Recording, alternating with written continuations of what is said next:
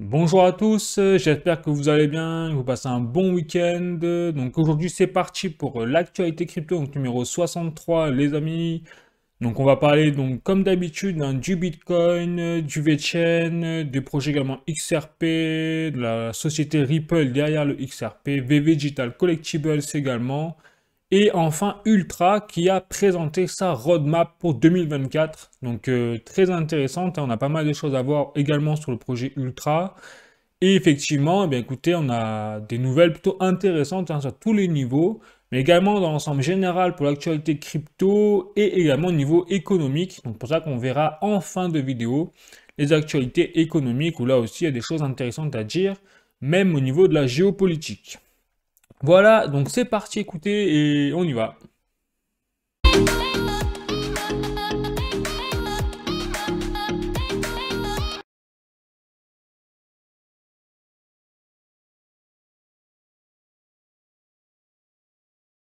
Je vais commencer par le Bitcoin, les amis. Donc d'abord avec quelques petits articles, hein, pour avancer sur la vidéo en introduction.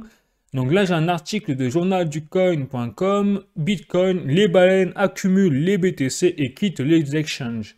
Donc là c'était au 21 février 2024 comme vous pouvez le voir. Et c'est effectivement très intéressant dans le fait où tous les signaux, à chaque fois qu'il y a eu un peu un top départ du bull run ou des périodes où effectivement après il y a eu des gros mouvements, que ce soit à la baisse, hein, ou à la hausse, hein, peu importe, eh bien, c'est vrai que les baleines et le mouvement, les actions des baleines ont toujours été déterminantes pour anticiper ce genre de mouvement à la baisse ou à la hausse. Et c'est vrai que là, c'est intéressant parce que la dernière fois que les baleines ont autant accumulé de Bitcoin et les ont sortis des plateformes exchange, ça veut dire que, je rappelle, hein, quand on sort les Bitcoins des plateformes exchange, c'est pour les stocker sur des cold wallet et donc c'est qu'on n'a pas prévu forcément de les vendre. Donc c'est qu'on prévoit de les accumuler, de les garder sur le long terme, moyen long terme. Et je rappelle également que les baleines, donc le terme baleine, c'est pour représenter des personnes qui possèdent au minimum une dizaine de bitcoins. Donc un portefeuille conséquent. Et c'est pour ça qu'on dit souvent, qu'on les analystes, les économistes, enfin les économiques, regardent souvent le mouvement des baleines parce que ce sont des personnes, les baleines, qui, par le fait qu'elles ont plus d'argent que la moyenne, hein, eh bien, ça veut aussi dire qu'elles sont soit mieux informées ou qu'elles s'informent mieux, puisqu'elles ont plus d'argent, elles ont plus de billes, donc forcément elles sont plus motivées, ou alors c'est même des insiders au sein d'entreprises institutionnelles et tout qui ont les compétences requises pour analyser le marché correctement. Et donc là, c'est intéressant parce que ça donne un signal comme quoi, eh bien, les baleines, comme elles accumulent le Bitcoin, eh bien, elles s'attendent à qu'il y ait des mouvements haussiers à l'avenir, forcément, hein, c'est plutôt logique. Donc, à voir. Après, on verra si ça se confirme, mais on dirait que toutes les billes sont en pleine configuration là pour annoncer le prochain bull run à partir du halving qui aura lieu, je rappelle, pour le Bitcoin dans 2 mois. Voilà, donc première information intéressante, hein, évidemment. Ensuite, deuxième information, là sur un article de cryptost.fr, obtenez votre part du progrès, BlackRock dévoile une nouvelle publicité pour son ETF Bitcoin. Donc effectivement, là c'est vrai que les ETF Bitcoin, on pourrait se dire qu'au bout d'un mois, allez même au bout de 2 semaines, bon, la hype est passée, tout le monde rentre chez soi, on en a marre, c'est bon, on oublie. Comme pour les ETF sur l'or, ça devient une banalité.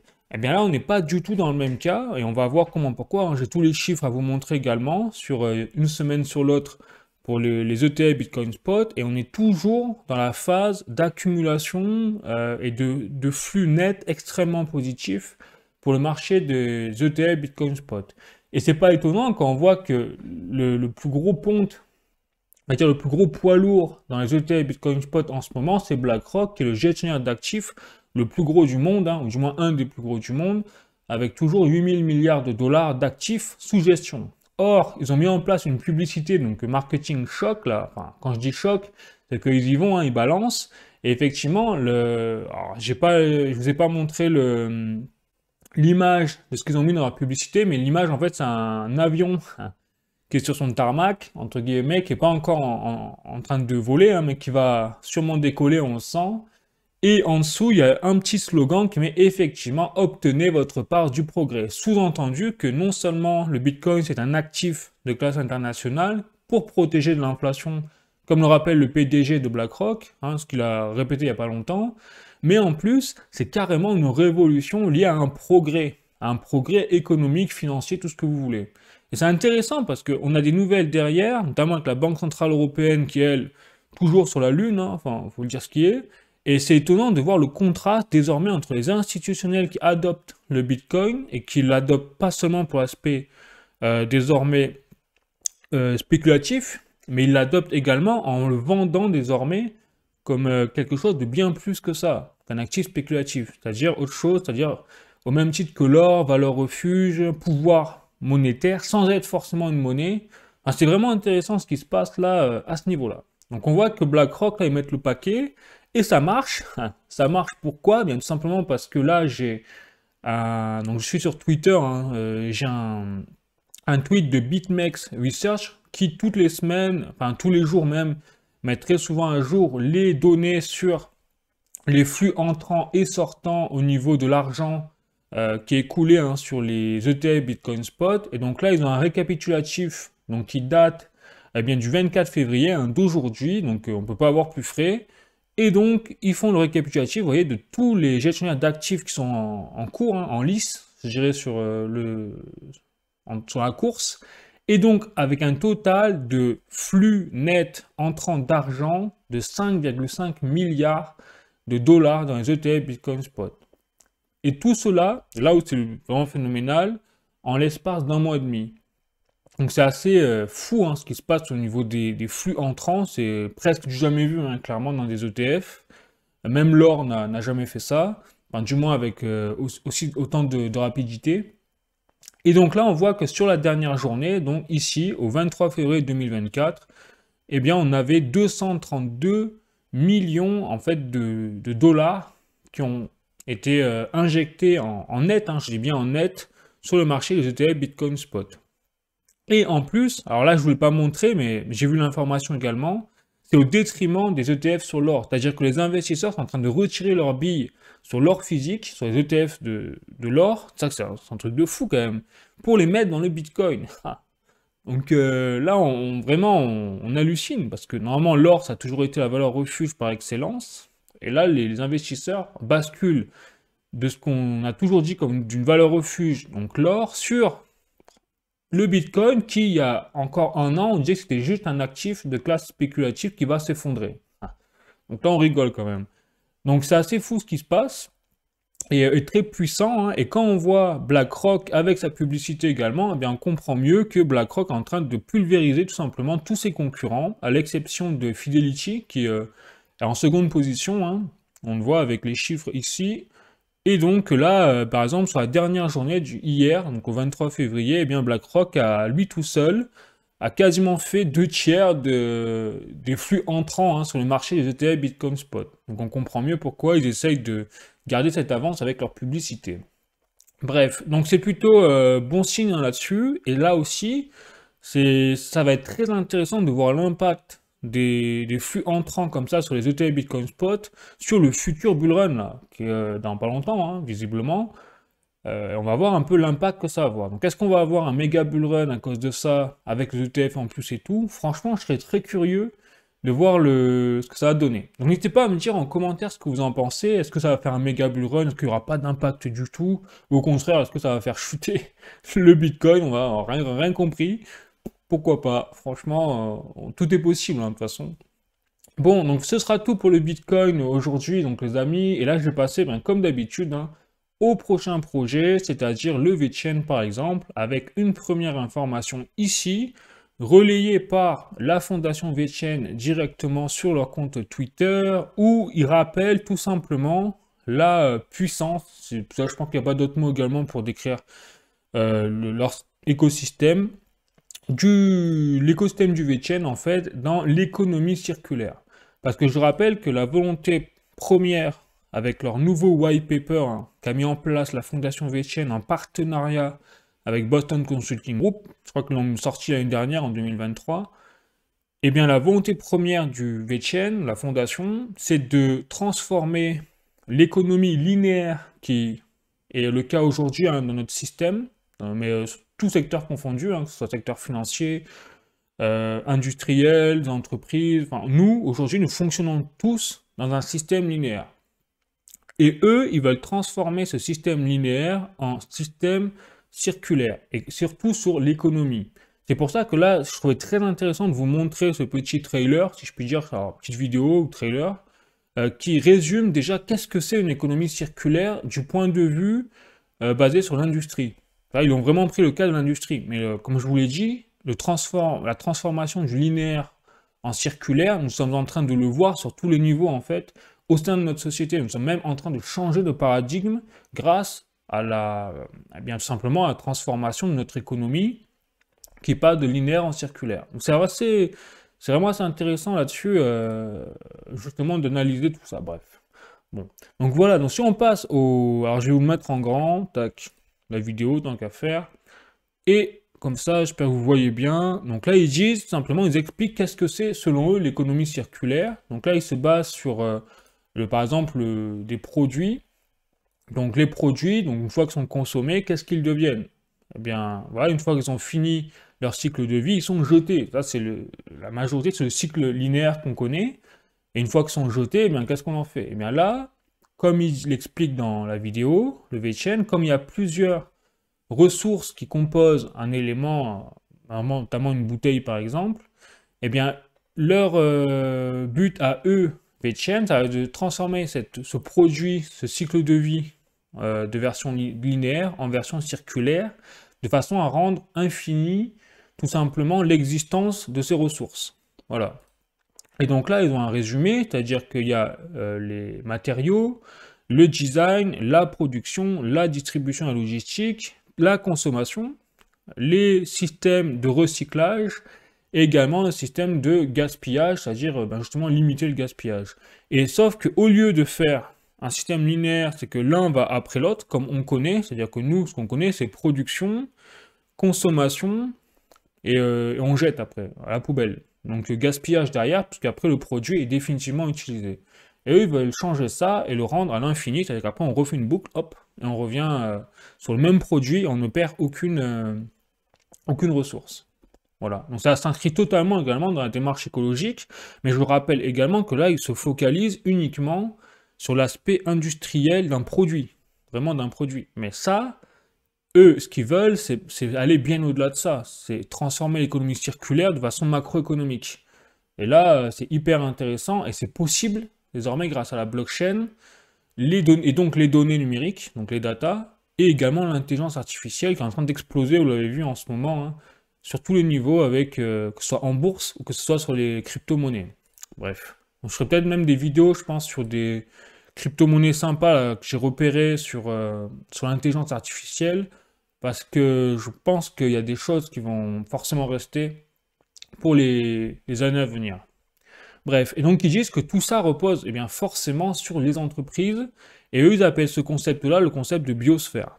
Voilà, c'est pour ça qu'on vous verrez souvent repasser ce concept de biosphère quand on vous parlera d'économie circulaire. Bon, voilà les amis, donc c'est tout pour, hop, je l'enlève, la petite vidéo, et on repasse à la suite. Mais je trouvais intéressant de vous repasser ce schéma, parce que ça rappelle un petit peu l'essence même de qu'est-ce qu'est le VChain. C'est-à-dire que le VChain, ok, c'est une blockchain, ok, leur objectif, c'est basique qu'on connaît tous à la base, c'est de révolutionner le secteur logistique dans l'entreprise, mais aujourd'hui, ce n'est plus le cas. C'est-à-dire que c'est plus uniquement révolutionner la logistique dans l'entreprise, c'est également révolutionner en fait l'ensemble de l'économie telle qu'on le connaît aujourd'hui à l'échelle macroéconomique mondiale. Voilà, et c'est pour ça qu'on rentre dans des cadres où là, par exemple, hein, j'ai un autre exemple de nouvelle du VChain en ce moment, c'est un tweet de Apollo où il fait référence au cofondateur de Carboneers qui simplement a pitché, en plus en mode métaverse, vous voyez, petit clin d'œil à la réalité augmentée ou au casque de réalité augmentée. Et donc, vous avez dans cette présentation-là, eh bien, un pitch, comme c'est écrit ici dans le tweet là, de Apollo, où le cofondateur de Carboneers fait référence en fait à VChain, à Boston Consulting Group, pour améliorer tout le système de supply chain, de logistique, dans la chaîne de production de cacao, notamment dans l'Afrique de l'Ouest, marqué ici.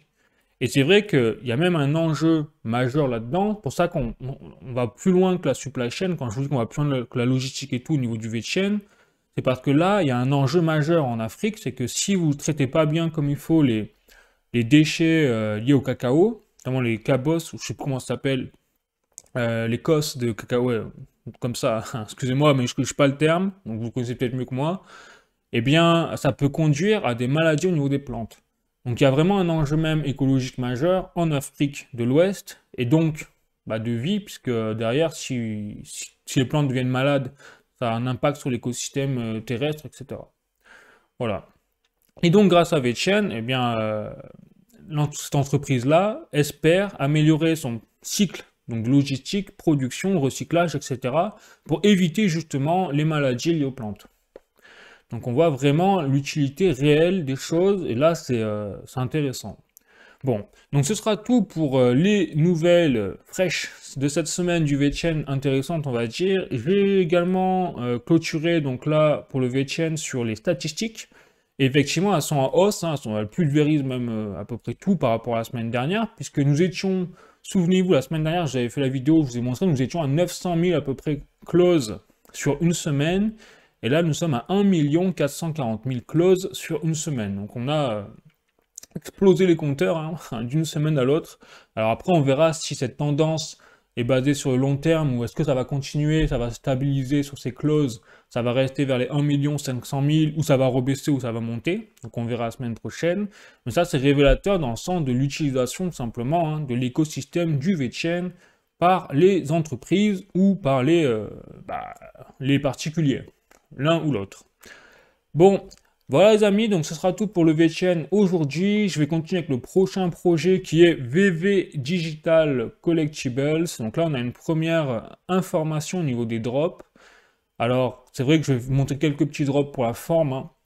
Je ne vais pas tout vous montrer, ce ne sera pas utile. Mais là, on a, je rappelle, un drop qui est basé sur des comics. Donc là, on a les 4 fantastiques de 1961, hein, clairement. Donc là, c'est assez fou.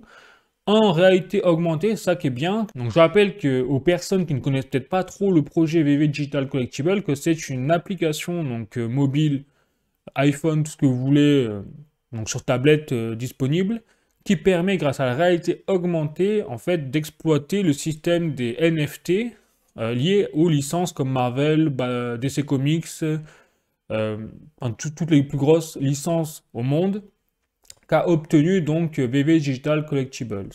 Et donc le principe, c'est que ce genre de bande dessinée, une fois que vous avez acheté sur l'application VV sous forme de NFT, donc c'est inscrit derrière quelque part sur la blockchain, et donc derrière vous pouvez retrouver, utiliser votre NFT de bande dessinée, vous pouvez lire votre bande dessinée en réalité augmentée, la projeter sur une table, ou que vous soyez dans votre environnement virtuel, là où vous êtes chez vous, physiquement ou dans votre environnement, etc.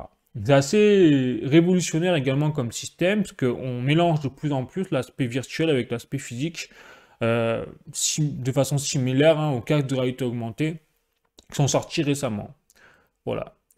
Donc ça c'est pour vous dire, donc ce dernier drop qui est sorti de la part de VV Digital Collectibles sur les bandes dessinées, et sinon sur les collectibles 3D, parce qu'il y a deux catégories, il y a les bandes dessinées et il y a les drops, donc avec des collectibles des digitaux 3D, liés aux licences justement toujours.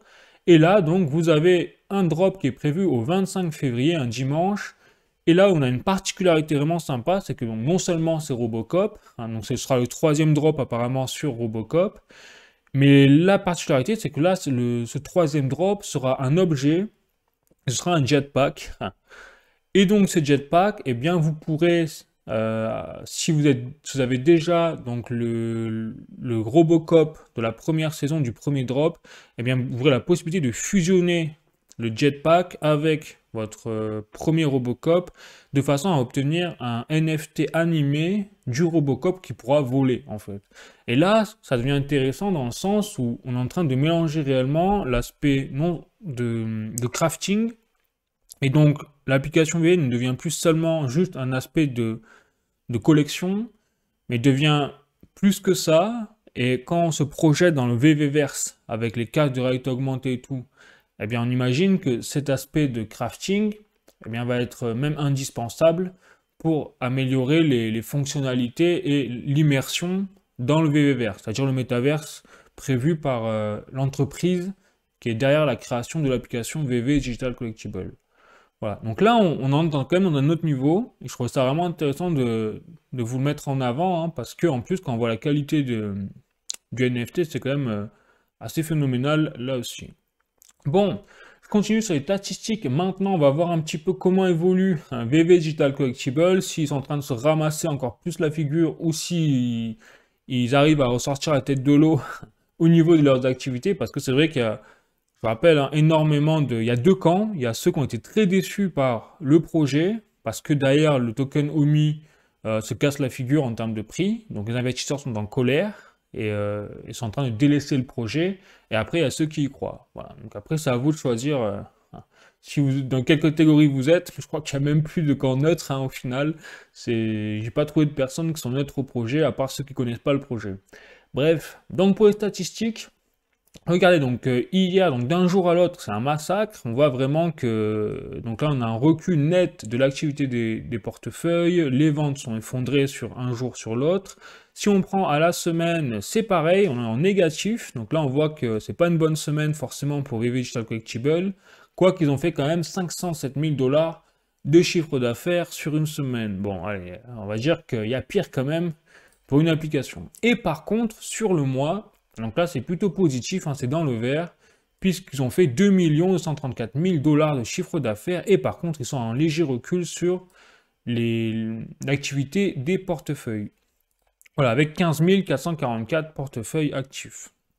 Voilà, et donc là après c'est intéressant, on voit que dans la semaine, les NFT les plus chers qui sont vendus sur l'application, donc c'est la Lamborghini, donc le NFT en réalité augmentée, à Lamborghini, donc à 1200 $, vraiment une énormité, en secret rare encore, donc 130 éditions je crois, hein, c'est ça. Après, au niveau du comics, donc là ça a été le Avenging Spider-Man, enfin, numéro 9, donc à 500 $, vous voyez, en secret rare également. Donc on voit qu'il y a des prix quand même qui peuvent voler très haut, mais c'est rien encore comparé à la période où il y avait le précédent bull run, où on a eu des prix où il y avait un Spider-Man, le secret rare, qui coûtait 50 000 $. Donc imaginez 50 000 $ pour un NFT sur l'application VV. Totalement démentiel, hein, clairement. Bon. Ensuite, au niveau des statistiques, on va repasser sur les transactions. Donc là, on voit que les transactions, eh bien, ça s'est effondré là au 23 février, donc sur un jour, mais sinon ça s'est rattrapé le 22, donc d'un jour sur l'autre. Bref, après, pas d'alarme majeure, hein, pas de choses majeures, de changements majeurs par rapport sur 30 jours. Par contre, sur 90 jours, on voit que c'est un peu plus étoffé ici, donc il y a un peu plus d'activité peut-être qu'avant. Bref, on va pas aller loin. Les transactions par RT, on s'en fout. Ah voilà, le nombre de gemmes, c'est-à-dire le chiffre d'affaires, par exemple sur 30 jours. Donc là, on voit que c'est plutôt en baisse sur les derniers jours, mais qu'il y a eu un gros pic envoyé sur une seule journée, le 18 février. Donc là, on imagine qu'il y a eu un drop.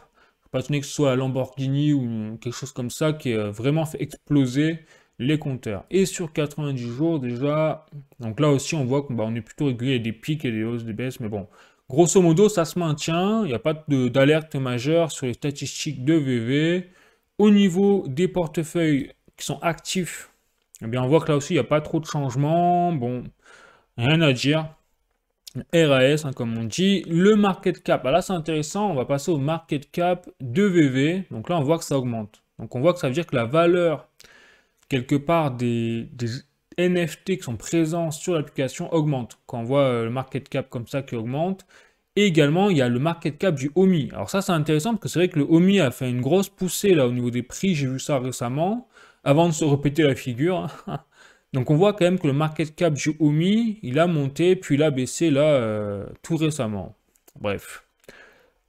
Ensuite, je rappelle que le nombre d'utilisateurs qui ont un portefeuille sur VV avec un NFT sûrement dedans se porte à aujourd'hui 656 000 utilisateurs. Donc un demi-milliard, quand même, un demi-million, pardon, d'utilisateurs sur l'application, c'est quand même pas mal. Mais pas actif, hein. Je rappelle qu'il y a seulement 15 000 portefeuilles actifs en ce moment hein, sur VV. Ensuite, donc ça c'est le marché secondaire, bon ça ne nous intéresse pas trop. Voilà, donc là on a le récapitulatif les amis, donc rien de particulier à dire, hein, je dirais, sur l'activité au sein de VV. Pour l'instant, ça se maintient plutôt correctement et on va voir avec curiosité clairement comment ça va se comporter pour le prochain bull run qui va avoir son top départ là, dans pas longtemps. Bon, donc, maintenant j'ai passé au prochain projet, c'est-à-dire Ultra. Donc là, Ultra, par contre, il y a des choses vraiment intéressantes à dire, notamment la roadmap, hein, comme je vous l'ai dit. Donc la roadmap, elle est ici. Alors je suis allé plus loin, je vais choper l'article de The Medium, comme vous pouvez voir ici. Et donc le titre, c'est carrément l'année de l'adoption pour Ultra. Donc ils dévoilent leur plan, donc c'est pas trop tôt, hein, clairement en fin février 2024. Donc hop, je vais vous mettre la main directement voilà, sur l'image, ce sera plus simple. Donc ici, on a, vous voyez, plusieurs axes majeurs. On a d'abord tout ce qui est l'aspect de gaming. Donc ça, c'est tout ce qui est au niveau deuxième trimestre, troisième trimestre. Vous voyez? Donc au deuxième, troisième trimestre, donc tout ce qui est l'aspect de gaming, on aura des annonces de partenariat apparemment sensationnelles. C'est ce qu'ils disent. Après, on verra ce que ça donne exactement. Ils vont étendre leur catalogue de jeux vidéo. Donc apparemment, ils vont l'étendre à des jeux bien plus cotés, bien plus connus que ce qu'ils l'ont fait jusque-là. Ils vont également ouvrir tout ce qui est le système des bêtas. Donc ça veut dire que les joueurs ont la possibilité de tester des jeux en version bêta. Donc pour justement quelque part faire le pont entre le test des jeux et les développeurs, pour aider les développeurs à améliorer leur jeu. Ils vont également proposer, alors cette fois ce sera plutôt au troisième trimestre, tout ce qui est une amélioration dans la distribution des jeux. Alors après, qu'est-ce que ça veut dire exactement? Ben, on va détailler après, parce qu'il y a les détails. Ensuite, au niveau de l'Ultra Arena, donc je rappelle que le Ultra Arena, c'est tout ce qui est lié à la plateforme eSport qui est intégrée dans l'application Ultra. Donc là, on a carrément, ça y est, ils veulent le mettre en place, ils sont à deux doigts de le mettre en place définitivement, c'est le Arena sur le web. C'est-à-dire que vous aurez juste à taper Arena, Ultra Arena sur Google et vous aurez la possibilité d'intégrer les plateformes e-sport via Ultra. C'est-à-dire que vous n'aurez plus désormais l'obligation de télécharger l'application Ultra sur votre ordinateur pour ensuite intégrer la plateforme Arena, etc. Donc là, leur objectif, ils l'ont dit, c'est très clair, c'est de supprimer les barrières qui feraient que les gens auraient la flemme ou n'auraient pas envie d'aller sur ce genre de plateforme e-sport. Il faut que tout ça soit très simple et ils veulent justement, parce que comme ils l'ont dit, leur titre c'est l'année de l'adoption d'Ultra. Donc là ils sont en train de mettre en place tout ce qu'il faut pour que les joueurs n'aient pas d'excuses en fait pour ne pas aller jouer sur leur jeu sur la plateforme Ultra quoi, entre guillemets. Ensuite, ils vont améliorer le système de classement dans les plateformes Ultra Arena. Ils vont mettre en place des systèmes de ligue. Donc là, il y aura un système de clan ou de ligue. Ça va être intéressant pour ceux qui ont des amis ou des équipes de e-sport, entre guillemets, au niveau amateur. Voilà. Ensuite, ils vont améliorer tout ce qui est l'expérience au niveau des joueurs. Donc, ils vont mettre en place, là, ça va être hyper intéressant. Ça a l'air de rien comme ça, mais c'est hyper intéressant. C'est qu'ils vont mettre en place les jeux donc, de développement, les jeux développés sur Ultra, sur le web. C'est-à-dire exactement comme le même principe que pour le Arena sur le web, c'est-à-dire les e-sports sur le web. Ils vont mettre en place donc les jeux et la possibilité d'acheter les jeux par les joueurs directement sur Internet sans devoir passer par la plateforme Ultra. Donc là, ça commence, on voit vraiment, effectivement, ils veulent faire pareil que Steam, mais surtout, ils veulent faire plus. Donc, dans un premier temps, ils sont en train d'atteindre le même niveau, sur tous les niveaux, hein, tous les systèmes, l'expérience de jeu, le contenu des jeux sur la plateforme, etc. Et après, plus tard, ils ont déjà une idée pour surpasser directement la plateforme Steam. En tout cas, c'est leur volonté claire et nette. Ensuite, ils veulent améliorer tout ce qui est le design de la plateforme Ultra, la rendre plus simple d'accès et plus lisible. Et après, ils vont mettre en place, donc là, c'est au deuxième, troisième trimestre, tout ce qui est l'aspect des NFT dans les jeux. Alors là, ça va être du lourd, parce que ça va être totalement la révolution, par exemple, par rapport aux autres plateformes déjà existantes comme Steam, l'Epic Game Store et tout. Ça veut dire que là, on aura des jeux qui à l'intérieur, eh bien, auront réellement des NFT, etc., mais sans même que les joueurs ne le sachent, en fait. C'est ça qui est bien. Bon. Et enfin, donc là ce sera plutôt pour la fin d'année, ils prévoient, alors j'ai oublié de parler du token US. Donc là sur le deuxième, quatrième trimestre, c'est vrai que pour le token US, ils ont prévu des améliorations, des innovations. Ils disent juste tokenomics revamp, donc ils vont revoir la tokenomics peut-être pour améliorer l'utilité du token US sur la plateforme Ultra. Et ils vont mettre également le système de staking pour ceux qui ont beaucoup de tokens US, qui ont acheté un paquet, bah, vous aurez la possibilité, peut-être cette année, s'ils respectent leur roadmap, hein, je dis bien, s'ils la respectent, de staker vos crypto-monnaies US quelque part. Comment, pourquoi, je sais pas, mais quelque part. Et ensuite, vous aurez le système qu'ils appellent l'écosystème expansion. C'est-à-dire, il y aura un système où ils vont ouvrir leur blockchain, c'est écrit ici, ça c'est au deuxième trimestre, et donc à, j'imagine, l'ensemble des développeurs. C'est-à-dire que vous avez des projets qui vont pouvoir être développés par des développeurs de façon indépendante, mais sur la plateforme, sur la blockchain Ultra. Donc là, ça rappelle tout simplement le système des smart contracts avec Ethereum, Polygon, enfin, etc., où vous avez les développeurs qui viennent développer sur ces blockchains-là des dApps, enfin des projets, et étoffer donc l'expérience de ces blockchains. Voilà. Donc là, ça rappelle vraiment ça, sauf que là, c'est déjà des jeux vidéo, donc ça va être du lourd, parce que les projets, ce sera, on pense, on imagine, hein, des jeux vidéo. Voilà. Et ils ont tellement d'autres choses qui sont prévues. Système de récompense, alors il faut que je creuse ça. J'ai pas tout lu, j'ai pas lu tout l'article, il y a pas mal de choses à lire. Mais vous voyez, ils ont détaillé après, plus ou moins, hein. Mais par exemple, pour le catalogue des jeux, ils ont parlé du projet Citadel, notamment, et également le projet de jeu où ils veulent sortir un jeu du sport. Mais on ne sait pas encore, ils n'ont pas dit ce que c'est, ils gardent la surprise pour jusqu'à la fin, le suspense. Mais ils ont un jeu, donc projet Citadel, qui est un FPS, qui est apparemment de type AAA, ils le disent comme ça, et qui sera exclusif à la plateforme Ultra. Et après, ils espèrent également cette année sortir leur jeu de sport. On ne sait pas encore ce que c'est. Donc ça veut dire qu'en 2024, il y aura 2 jeux normalement qui sortiront en exclusivité sur la plateforme Ultra, ces jeux-là. Ensuite, il parle également de tout ce qui est aspect. Alors j'avais vu juste l'image très intéressante derrière, c'est voilà cette image-là. C'est-à-dire que là, ils veulent rechanger tout le système de design, de présentation de leur jeu. Et effectivement, c'est vrai que ça jette beaucoup, enfin, ça en jette un peu plus en tout cas que la plateforme actuelle. Donc si vous l'avez vu, la plateforme actuelle, c'est vrai que là, cette image-là donne bien plus envie, hein, que la plateforme actuelle, hein, au niveau de la présentation des jeux. Donc on voit que là, ça se rapproche par contre de Steam, en termes de présentation des jeux vidéo. Et sinon, après, derrière, bon, là, ils expliquent plein d'utilités en détail, etc. Je ne vais pas tout détailler parce que j'en aurai pour trop longtemps. Mais par contre, je vous mettrai l'article en source, donc au niveau de la description de la vidéo, et je vous laisserai bien sûr le lire. Mais je vous ai résumé, voilà, dans les grandes lignes, hein, ce qui va se passer pour Ultra en 2024. Voilà, amis. Et donc, c'est du lourd, hein, on l'a vu.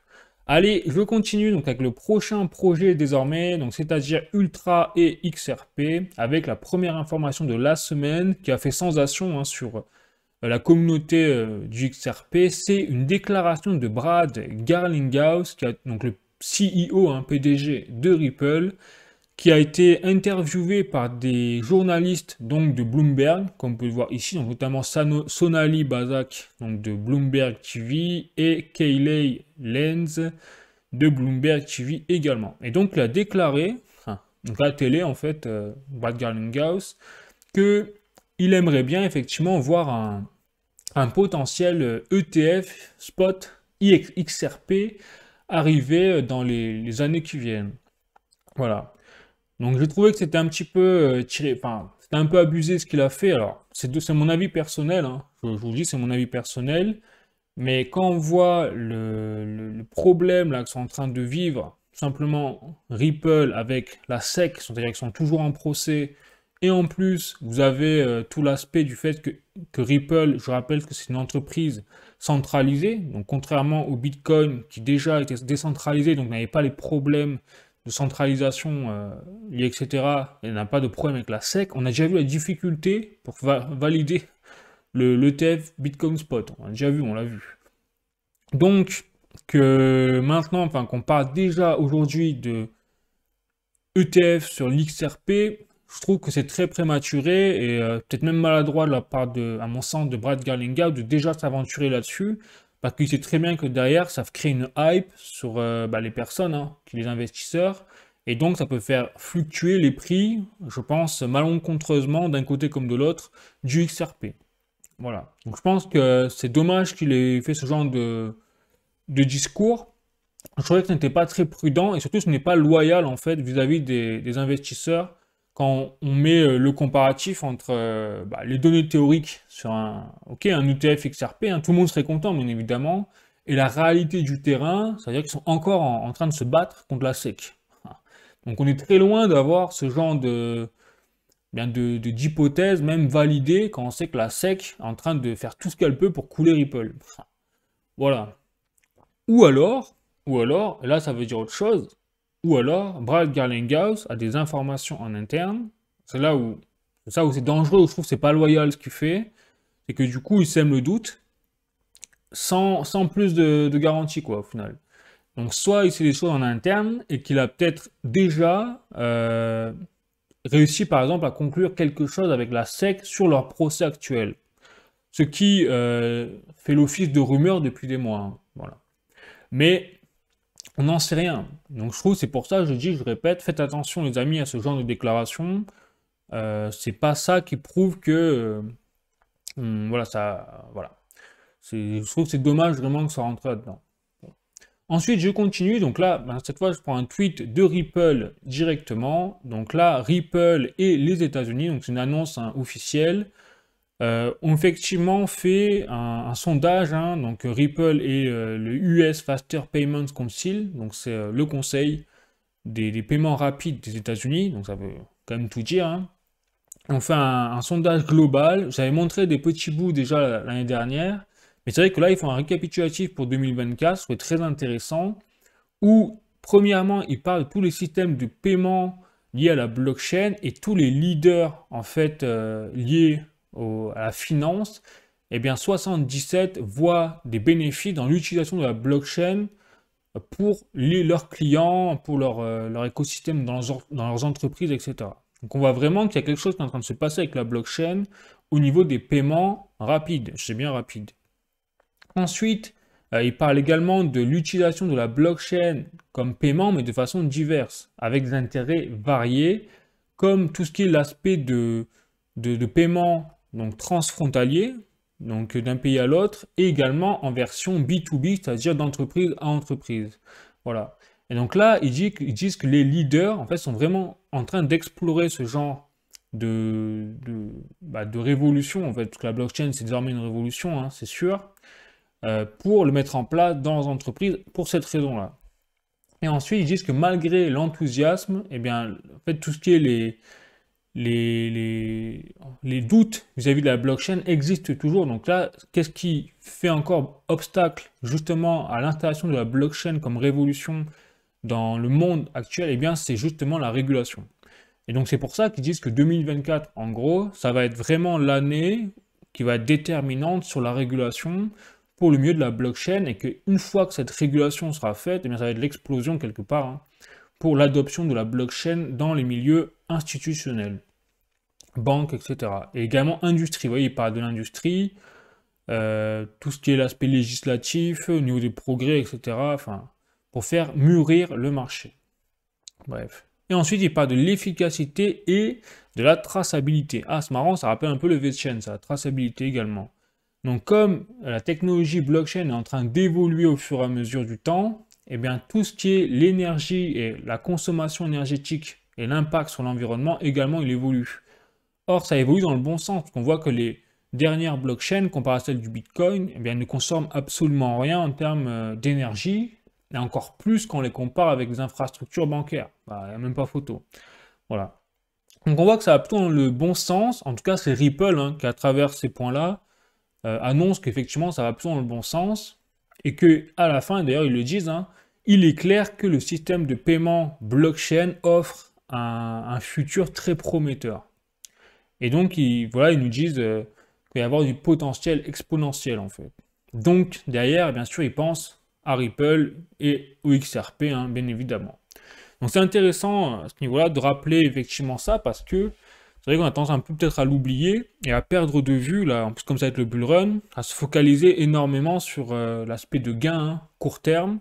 Il ne faut pas oublier également que, on va le voir, hein, je pense de plus en plus, qu'au fur et à mesure du temps, c'est les projets long terme qui, au bout d'un moment, comme ils vont arriver à mettre en place, qu'ils veulent mettre en place, alors ça prend du temps, hein, des dizaines d'années peut-être parfois, mais une fois que ça se concrétise, ça peut peut-être être le raz de marée, en fait, l'explosion.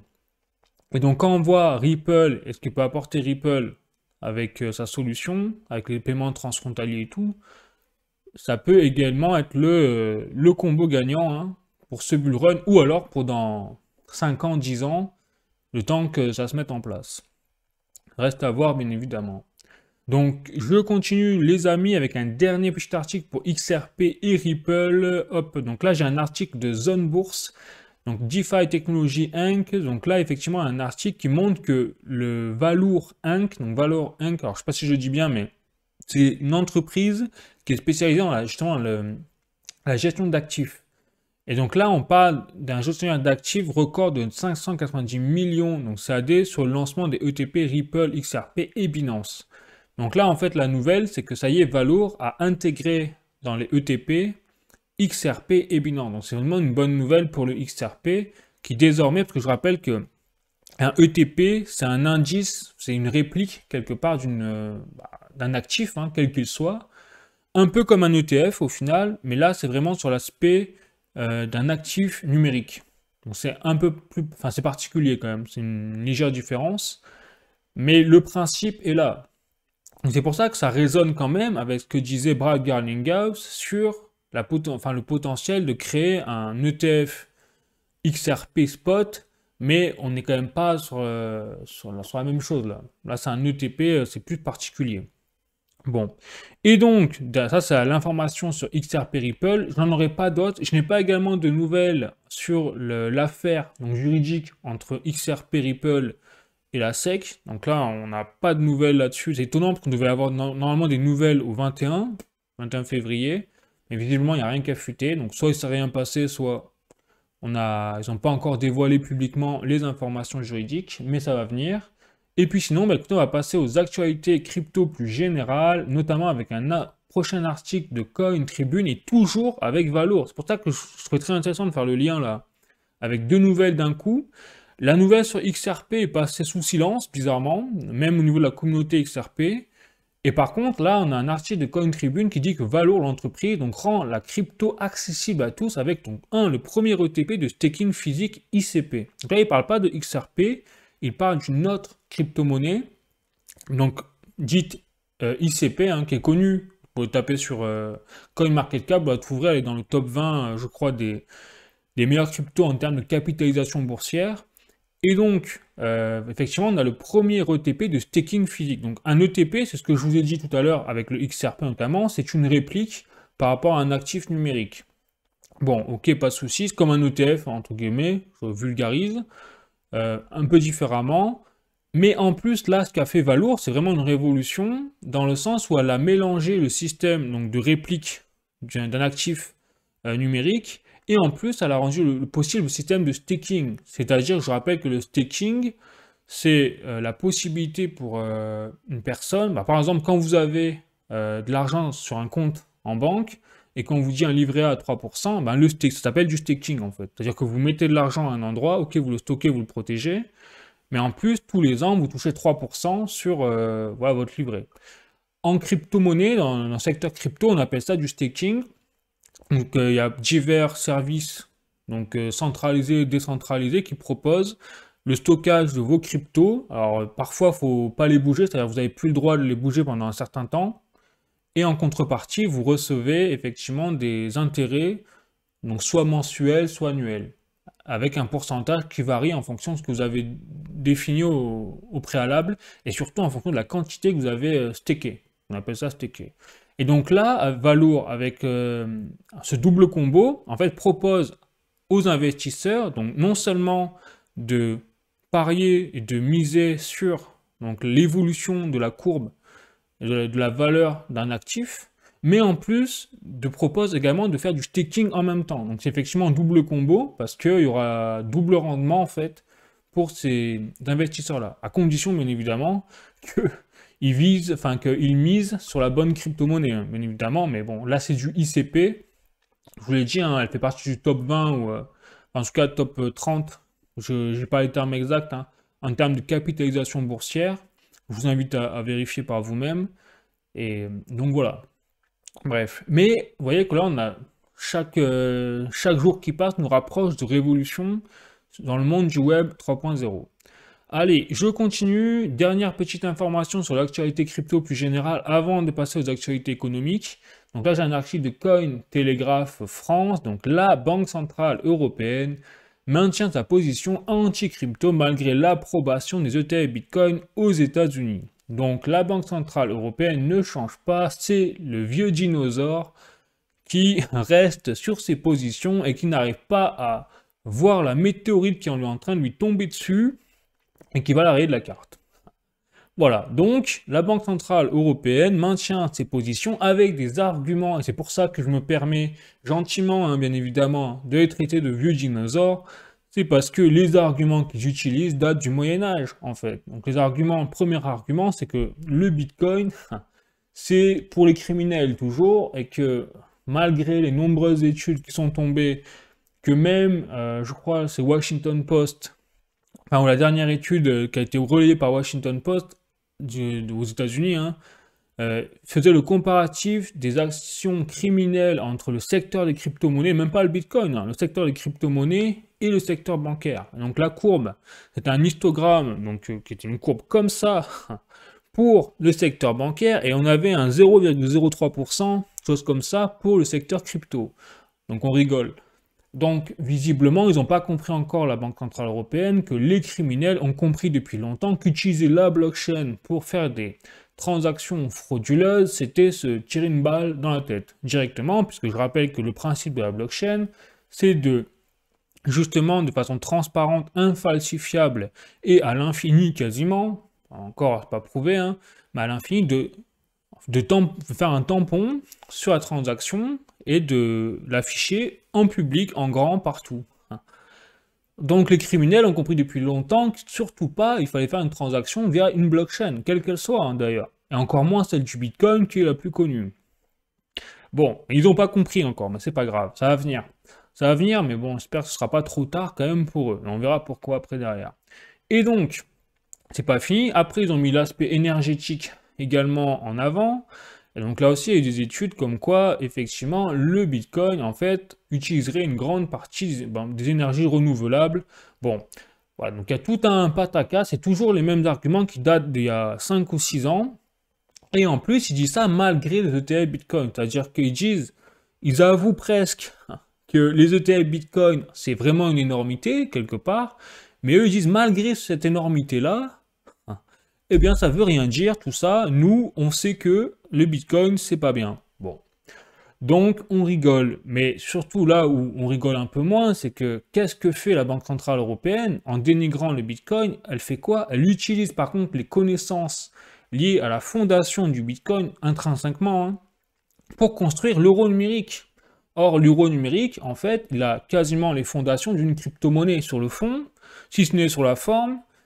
Et donc, on voit bien que si le Bitcoin, c'est de la daube, ah l'euro numérique, c'est quoi alors? C'est de la daube. Donc, je pense que la Banque Centrale Européenne aurait tout intérêt pour son propre bien et pour l'avenir de son euro numérique à changer de ton, mais visiblement, ils n'ont pas l'air d'être prêts pour ça. Bon, voilà, donc ça c'est encore une nouvelle très sympa à voir, qui m'a bien fait rigoler, hein, Bon, allez, après, je continue sur l'actualité économique. Donc là aussi, c'est pour ça que je renchéris, hein, allez, sur la Banque Centrale Européenne, avec un article de latribune.fr, donc zone euro, la Banque Centrale Européenne enregistre sa première perte en 20 ans. Ah, ma mince alors. Bon, mais c'est vrai que le Bitcoin, c'est plus important pour taper dessus, ça c'est sûr.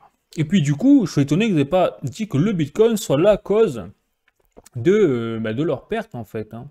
Bon, donc on va se pencher là-dessus, hein, je vais vous expliquer un peu ce qui s'est passé, mais c'est pas étonnant du tout. Donc pour son exercice 2023, la Banque Centrale Européenne a enregistré une perte de 1,3 milliard d'euros. En cause, sa politique de hausse des taux directeurs induite par le contexte inflationniste consécutif à l'éclatement de la guerre en Ukraine. Ça a daté du 22 février 2024, l'article. Donc en fait, ce qui s'est passé, eh bien, c'est tout simplement, bon, ce que je vous dis depuis un an, c'est-à-dire que le problème qu'on rencontre aujourd'hui dans le contexte qu'on a économique, et avec justement la politique agressive monétaire qu'ont mis en place les banques centrales occidentales, en tout cas, il n'y a pas que la Banque Centrale Européenne qui est concernée, également la Réserve fédérale américaine, la Banque centrale du Japon et les autres banques centrales qui ont mis en place les taux directeurs, enfin la hausse des taux directeurs sur le long terme. Que je rappelle que le problème, nous, qu'on est en train de rencontrer, c'est qu'on a mis en place, au niveau des banques centrales européennes, enfin la Banque centrale européenne, des taux directeurs élevés, mais depuis un moment. Ah, ça fait depuis 2022, fait quasiment 2 ans, qu'on augmente et qu'on plafonne les taux directeurs. Forcément, ça a des conséquences. Donc, la conséquence, c'est qu'on a réussi peut-être à juguler un peu l'inflation. Allez, je dis un peu, je suis méchant. Bien, voilà, ils sont bien arrivés à juguler l'inflation. C'est pas parfait, parce qu'on n'est pas arrivé à retomber à 2%. La preuve, c'est pour ça qu'ils n'ont pas encore baissé leur taux directeur. Bon. Donc déjà, ils ont réussi quand même, allez, on va leur accorder ça, à juguler une partie de l'inflation. Bon, soit. Mais le problème, c'est que derrière, ils sont en train de créer un mal qui est bien pire que l'inflation, c'est-à-dire pour cela, ils ont comprimé, en fait, toutes les économies occidentales. Et la première, ben, c'est l'économie européenne, qui, elle s'est faite massacrer, parce qu'en plus de la hausse des taux directeurs, on s'est tapé les sanctions contre la Russie qui se sont retournées contre nous au final au niveau énergétique. Donc, on a alimenté nous-mêmes par les sanctions contre la Russie, au final, l'inflation énergétique et donc l'inflation générale, et pour compenser ces sanctions et donc cette inflation énergétique, on a augmenté nos taux directeurs. Sauf que comme maintenant c'est sur le long terme, eh bien la Banque Centrale Européenne, en augmentant les taux directeurs, eh bien elle a dû arroser toutes les banques commerciales qui, elles, en augmentant leurs marges, eh bien ont été arrosées par notamment la Banque Centrale Européenne, mais en plus par du coup, les particuliers qui ont pris des crédits, enfin, s'ils pouvaient, hein, bien évidemment, là-dessus. Donc, les banques européennes se sont fait des marges, des bénéfices records. On a eu plein d'articles là-dessus. Mais pour combien de temps, ça, on verra, parce que derrière, il y a un autre problème pour les banques commerciales, c'est tout ce qui est l'aspect des crédits qui ont de plus en plus de mal à être remboursés par les citoyens à cause de l'inflation et justement des crédits qui sont de plus en plus chers au niveau des taux variables. Je peux dire, là, après c'est particulier, c'est vraiment dans le système des banques commerciales. Mais pour en revenir à la Banque Centrale Européenne, bien, du coup, elle, en arrosant les banques commerciales à tort et à travers, et bien du coup, elle s'est elle-même mise en perte depuis 20 ans, c'est-à-dire depuis la naissance de l'euro. Donc là, on voit qu'on est en train de vivre vraiment une crise jamais vue en fait en Europe. C'est que même la crise financière de 2008 n'a pas suffi à déboulonner comme ça en fait la Banque Centrale Européenne. Donc là, il se passe vraiment quelque chose. Et donc, voilà, l'avenir, qu'est-ce que ça va être? Ça va être soit la Banque Centrale Européenne va arriver à baisser ses taux directeurs, il n'aura pas le choix quoi qu'il arrive.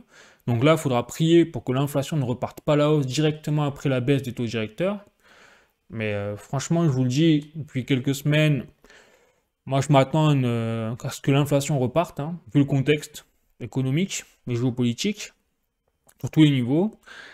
Et derrière, en plus, la Banque Centrale Européenne, donc en baissant les taux directeurs, si l'inflation repart, elle va peut-être devoir les remonter. Sauf que si, en fait là elle est bloquée la Banque Centrale Européenne, parce que si elle laisse ses taux directeurs élevés, elle va creuser son déficit, donc elle sera après... d'une année sur l'autre, elle sera de plus en plus endettée. Donc là, on est mal, hein, parce que la Banque Centrale Européenne, c'est celle qui fixe la politique monétaire au sein de l'Union Européenne. Donc là, s'il n'y a plus de Banque Centrale Européenne, là, c'est la fin d'Areco. Voilà, donc là, c'est pas bon.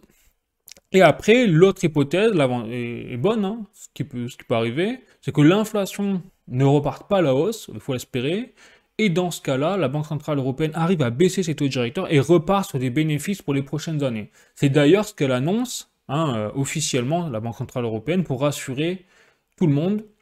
Et qu'elle dit, ne vous inquiétez pas, nous allons baisser nos taux directeurs et après, tout rentrera dans l'ordre, dans le sens où, eh bien, on refera des bénéfices et donc on refera le plein de provisions, etc. Bon, ben, il faut le souhaiter parce que sinon, on est mal. Bref, voilà, donc c'est pour ça que la Banque Centrale Européenne, plutôt que de critiquer le Bitcoin, elle ferait mieux se concentrer sur son travail. Bref. Allez, je continue pour le prochain article. Hop. C'est-à-dire, donc, coup de poing, bagarre et sifflet, le salon de l'agriculture s'ouvre dans une ambiance très tendue. Donc, je n'ai pas pu en empêcher, alors ça n'a rien à voir avec l'économie, hein, un petit peu géopolitique peut-être, mais je n'ai pas pu en empêcher de voir quand même que c'est le bazar et que les agriculteurs, là, ils ont rien lâché finalement.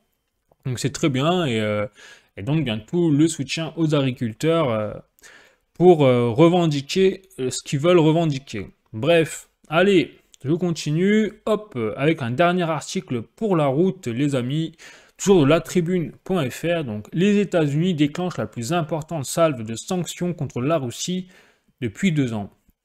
On se vengera, répond Medvedev, comme s'ils avaient besoin de se venger la Russie, vu ce qu'ils nous ont mis à nous l'Occident, sans rien faire au final.